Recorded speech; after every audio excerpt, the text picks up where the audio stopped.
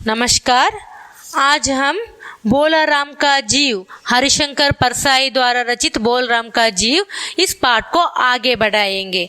पाठ यहाँ तक हुआ था कि बोलराम एक सरकारी नौकर था। इनको 5 साल से पेंशन नहीं मिला था, इसलिए वो 5 साल से सरकारी दफ्तर घूमते घूमते संघर्ष करते करते इसका मौत हो जाता है। और इसका वो मर जाने के बाद यमदूत ने इसका जीव को धर्मराज के पास ले जाने वाला था, और उस समय बीच में वो उसे चकमा देकर, इसको धोखा देकर वहां से गायब हो गया। और इसके लिए सब लोग चिंतित बैठे हैं, धर्मराज, चित्रगुप्त, यमदूत। और उस समय नारद आता है, और नारद ने बाद में बोलराम के बारे में जानकारी प्राप्त, इसका लिए पूछताछ करने के लिए वो बोलराम के घर पर आता है। और घर पर आने के बाद इसको पता चलता है कि उनको गरीबी की बीमारी के बारे में, और वो गरीबी से, भूख से वो मर गई है, इसके बारे में इसको पता चलता है। बाद में वो बोलराम का जीव को ढूंढते हुए सरकारी दफ्तर जाते हैं।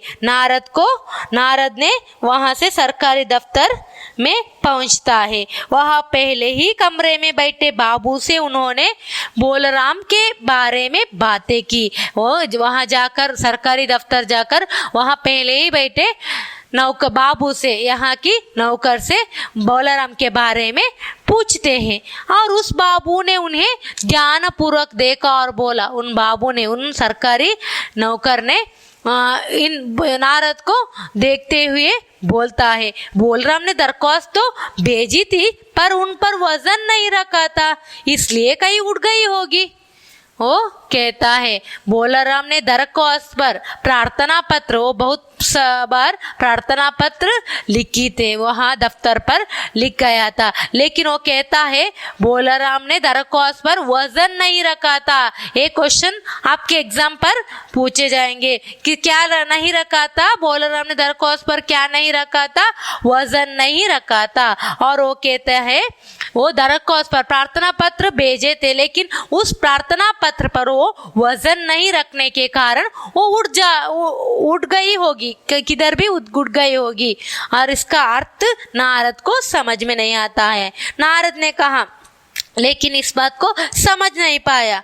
और नारद ने कहता है, भाई ये बहुत से पेपर वेट तो रखे हैं, इन्हें क्यों नहीं रख दिया? यहाँ बहुत सारे पेपर वेट है, तुम क्यों यहाँ इस दरख्वास्त पर नहीं रख दिया? और बाबू हंसते हुए बाबू कहता है, आप साधु है, आपको दुनियादारी समझ में नहीं आती है। अंडरलाइन कीजिए, आप साधु है, आपको दुनिया के बारे में कुछ भी समझ में नहीं आती है।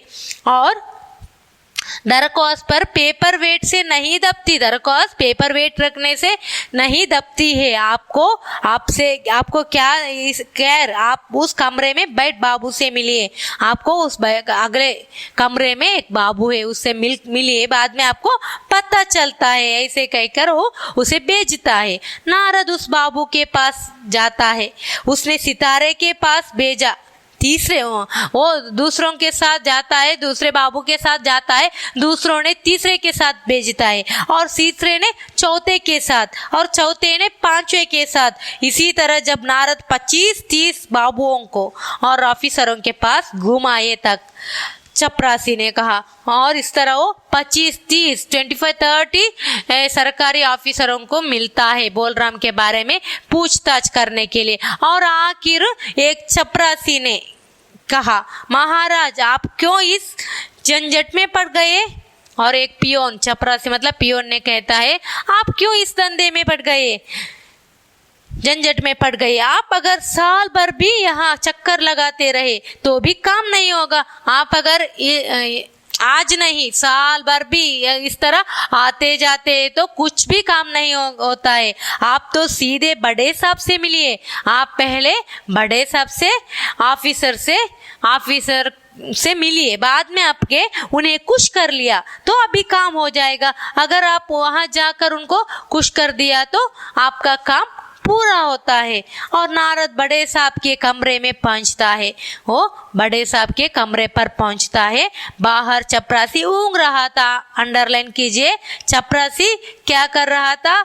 ऊँग रहा था। वो स्लीपिंग, ऊँग मतलब स्लीपिंग, वो बहुत नींद में था, इसलिए उन्हें किसी ने छेड़ा नहीं। वो क्या किया? नारद ने बिना विजिटिंग कार्ड के आया देख साहब बड़े नाराज हुए। बोले, इसे कोई मंदिर समझ लिया है क्या? दड़दड़ाते चले आए, चिट क्यों नहीं भेजी? नारद बड़े साहब के कमरे पर जाता है और वहाँ कमरे के बाहर एक चपरासी ऊँग रहा था और इसलिए उन्हें किसी ने छेड़ा नहीं। वो सीधा जाकर ऑफिसर के सामने खड़ा होता है और साहब उनसे नाराज होकर कहता है, इसे कोई मंदिर समझ लिया है क्या? दड़दड़ाते चला आए, तुम बिना विजिटिंग कार्ड के यहाँ आते हैं ना, चिट क्यों नहीं भेजी? विजिटिंग कार्ड कहाँ है? अपॉइंटमेंट क्यों नहीं लिया? परमिशन क्यों नहीं लिया? इस तरह वो जोर से चिल्लाता है। नारद ने कहता है, कैसे भेजता? चपरासी सो रहा था इसलिए मैंने सीधे आपके साथ आ गया। क्या काम है? साहब ने रौब से पूछा। इस बात को सुनकर बड़े साहब बोलता है कि आपको क्या चाहिए, किस वजह से कि आप आने की कारण क्या है, आपको क्या चाहिए, इसके बारे में वो पूछता है। नारद ने बोलराम का पेंशन केस बतलाया। नारद ने बोलराम के पेंशन केस के बारे में बातें करते हैं और साहब बोलते हैं, आप है वैरागी, दफ्तरों के रीति रिवाज नहीं जानते आप। असल में बोलराम ने गलती की भाई, यह भी एक मंदिर है, यहाँ भी दान पुण्य करना पड़ता है। आप बोलराम के आत्मीय मालूम होते हैं। बोलराम की दरख्वास्तें उड़ रही है, उन पर वजन रखिए। सरकारी ऑफिसर बोलते हैं नारद से, आप है वैरागी, आप साधु है, दफ्तरों की रीति रिवाज आप नहीं जानते हैं। असल में बोलराम ने गलती की है। बोलराम ने बहुत सारे दरख्वास्त कर लिखी और लेकिन वो दरख्वास्त पर लिखने के बाद वो दरख्वास्त पर वजन नहीं रखा था, इसलिए। और आप बोलराम के आत्मीय मालूम होते हैं। बोलराम ने दरख्वास्तें उड़ रही है, इसका दरख्वास्त पर कोई इंटरेस्ट नहीं दे रहे हैं, इसलिए वो उड़ रही होगी। उन पर वजन रखिए। वजन ना रखने के वजह से वो उड़ गया होगा, किधर भी चला गया होगा। नारद ने सोचता है, वो दरख्वास्त तो बहुत आई लेकिन वजन, नारद ने सोचा कि फिर यहाँ वजन की समस्या खड़ी हो गई। ये कौन सा वजन है? वजन का मतलब क्या है? ये इस तरह वो सोचता है, अपने आप से सोचता है। साहब बोलता है, भाई सरकारी पैसे का मामला है, सरकारी पैसे का मामला है। पेंशन का केस 20 दफ्तरों में जाता है, एक सरकारी केस का मामला है, सरकारी पैसा है। सरकारी पैसे दरख्वास्त पर हम लिखने से बाद ये दरख्वास्त पर हजारों दफ्तर जाता है और देर लग ही जाती है। 20 बार एक ही बात को 20 जगह लिखना पड़ता है और तब पक्की होती है। जितनी पेंशन मिलती है उतनी ही स्टेशनरी लग जाती है। हाँ, जल्दी भी हो सकती है, मगर साहब रुके। नारद ने कहा, मगर क्या? और कहता है, साहब ने कहता है, इसके लिए वो दरख्वास्त पर बहुत सारे दफ्तरों को भेजना पड़ता है, इसके लिए बहुत काम है। पेंशन का पैसा मिलाने के लिए सरकारी का पैसा है, इसके लिए बहुत काम है। वो हजारों दफ्तर जाना पड़ता है, मैं जाता है वो दरख्वास्त पर पेंशन के केस हजारों 20 दफ्तर जाते हैं और देर लग ही जाती है। 20 बार एक ही बात को 20 जगह लिखना पड़ता है, तब पक्की होती है। जितनी पेंशन मिलती है उतनी स्टेशनरी लग जाती है। हाँ, जल्दी भी हो सकती है, मगर साहब रुके। नारद ने कहा, मगर क्या? साहब ने कुटिल मुस्कान के साथ कहा, मगर वजन चाहिए, हमको वजन चाहिए। आप समझे नहीं, इस वजन में आपका वीणा भी चल सकती है, जैसे आपका यह सुंदर वीणा है वो भी चल सकती है। आप सिर्फ हमें वजन चाहिए। अब नारद को पता चलता है वजन का मतलब क्या है। अब उसको महसूस होता है। इसका भी वजन बोलराम की दरख्वास्त पर रखा जा सकता है। आपकी पास सुंदर वीणा है, वीणा भी हमको चल सकता है, इस वजन को भी आप बोलराम की दरख्वास्त पर रख सकते हैं। मेरी लड़की गाना बजाना सीखती है, मेरी लड़की मेरी बेटी गाना बजाना सीखती है, यह मैं उसे दे दूंगा। साधु संतों के वीणे से तो और अच्छे स्वर निकलते हैं। अंडरलाइन कीजिए, साधु संतों का वीणा से तो और अच्छे स्वर निकलते हैं। किसने कहा? बड़ा साहब ने नारद से कहता है, और वो कहता है आपकी वीणा को दरख्वास्त पर रखिए, ये भी चल सकता है। मेरी बेटी गाना सीख रही है, उसे मैं इस वीणा को दूंगा, और वो आपके वीणा से, साधु संतों की वीणा से बहुत अच्छे स्वर निकलते हैं। और इस तरह वो नारद से कहता है। नारद अपने वीणा चिंते देख जरा घबराए। अंडरलाइन कीजिए, नारद क्या देखते? घबराता है। अपना वीणा छीनते हुए देखकर वो घबराता है, पर फिर संभल कर उन्होंने वीणा टेबल पर रख कर कहा, फिर भी अपने आप को संभल कर वो वीणा को टेबल पर रख कर कहता है, यही लीजिए, अब जरा जल्दी उसकी पेंशन का ऑर्डर निकाल दीजिए, और यह लीजिए, अब मुझे बोलराम के पेंशन के बारे में कुछ उसका ऑर्डर, इसको क्लियर कीजिए, पेंशन को पैसा दिलाने के लिए मदद कीजिए, अगर पैसा मिले तो उसका पति बच्चों को भी मदद होगी। और साहब ने प्रसन्नता से उन्हें कुर्सी दी, वीणा को एक कोने में रखा और घंटी बजाई। चपरासी हाजिर हुआ, घंटी बजाए तो चपरासी हाजिर होता है। और साहब ने हुक्म दिया, बड़े बाबू से बोलराम के केस की फाइल लाओ। साहब ने ऑर्डर देता है, बड़े बाबू से बोलराम के केस की फाइल लाओ। थोड़ी देर बाद चपरासी बोलराम की 100-150 दरखास्तों से भरी फाइल लेकर आया। वो 100-150 दरखास्तें थे, वहां से बोलराम की फाइल ढूंढ कर लाता है। उनमें पेंशन के कागजात भी थे, उनमें पेंशन की बहुत सारे कागजात थे। और साहब ने फाइल पर का नाम देखा और निश्चित करने के लिए पूछा, क्या नाम बताए साधु जी अपने?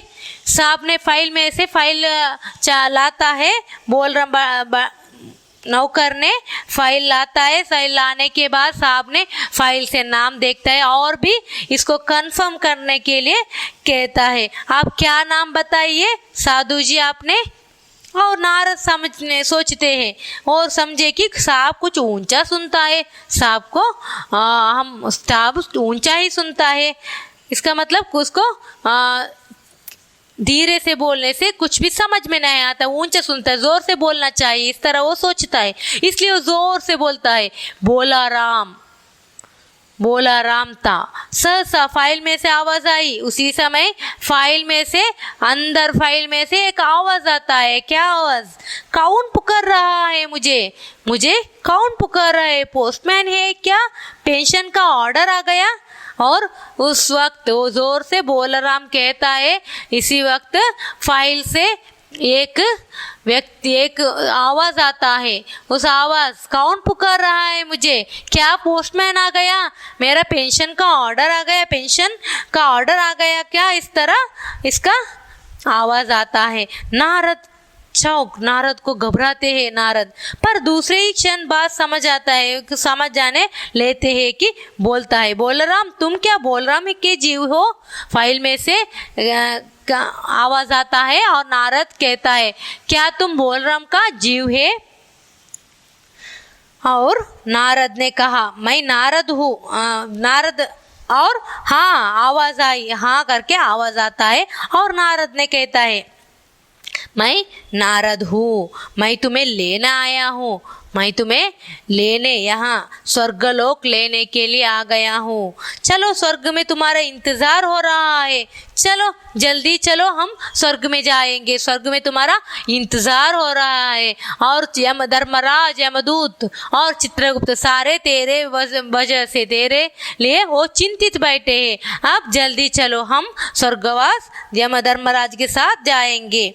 और आवाज आता है, मुझे नहीं जाना है, मैं तो पेंशन की दरख्वास्तों में अटका हूँ, यही मेरा मन लगा है, मैं अपनी दरख्वास्त छोड़कर नहीं जा सकता। और आवाज आता है, मुझे नहीं जाना, मेरा तो मन इसी में है, इस पेंशन में है, और मैं तो पेंशन की दरख्वास्तों में अटका हूँ, यही मेरा मन लगा है, मैं यहाँ पर रहूँगा और मैं अपनी दरख्वास्त छोड़कर नहीं जा सकता।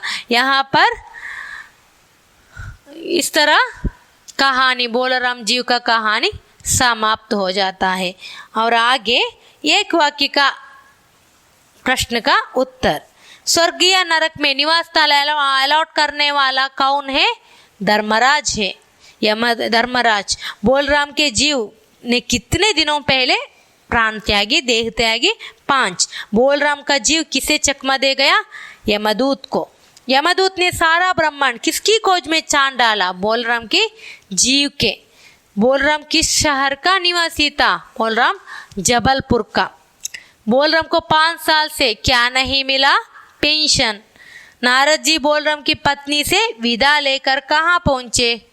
नारद सरकारी दफ्तर में। बोलराम ने दरख्वास्त पर क्या नहीं रखा था? वजन। बड़े साहब के कमरे के बाहर कौन ऊँघ रहा था? एक चपरासी। बड़े साहब की लड़की क्या सीखती है? गाना बजाना। नारद क्या चिंते दे घबरा? अपनी वीणा। फाइल में से किसकी आवाज आता है? बोलराम के जीव का। और आगे लॉन्ग क्वेश्चन आंसर, बोलराम का जीव के बारे में इसका परिचय देना है।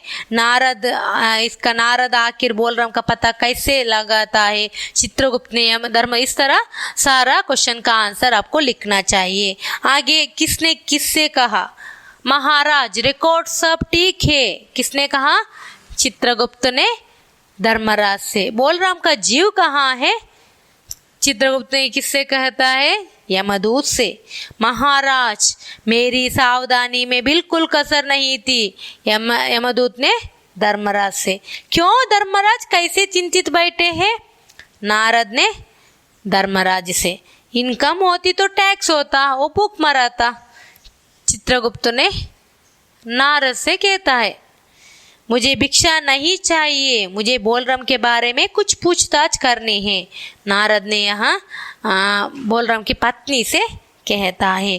गरीबी की बीमारी थी, बोलराम की पत्नी ने नारद से कहती है, आप साधु है, आपको दुनियादारी समझ में नहीं आती है, बड़ा साहब ने नारद से कहता है। और आगे सुसंदर्भ स्पष्टीकरण कीजिए, ये भी लिखते समय प्रसंग संदर्भ स्पष्टीकरण, इस तरह 3 हेडिंग डालकर लिखना चाहिए।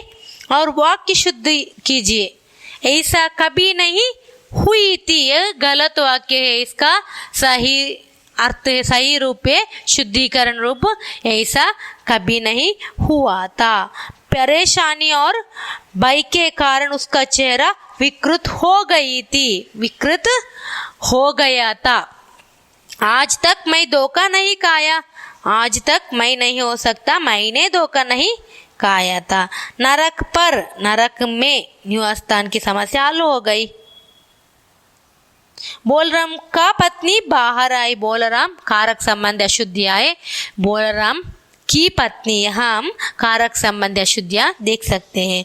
लगाव तो महाराज बाल बच्चों से ही होती है, लगाव तो महाराज बाल बच्चों से ही होता है। बोलराम के केस का फाइल लाओ, बोलराम के केस की फाइल लाओ, कारक संबंधी अशुद्धियाँ है। और अन्य लिंग रूप माता पिता, मालिक मालकिन, बेटी बेटा, साधु साध्वी, ये भी आपके एग्जाम पर इम्पोर्टेंट 2 अंक के लिए पूछेंगे। और आगे अन्य वचन रूप दूत, ये नहीं पूछते हैं, एग्जाम पर नहीं पूछेंगे। यात्रा यात्राएं, समस्या समस्याएं, गहना गहने, बात बातें। विलोम शब्द प्रसन्नता अप्रसन्नता, मृत्यु जन्म, और पाप पुण्य, जल्दी धीरे, स्वर्ग नरक, क्रोध शांत। और इस तरह सारा क्वेश्चन का आंसर आपको सही तरह से अच्छी तरह से प्रिपेयर एक बार पढ़कर टेक्स्ट बुक को एक बार पढ़कर अच्छी तरह से लिखना चाहिए। और आगे सेक्शन में प्रबंध, पत्र लेखन और निबंध के बारे में जानकारी प्राप्त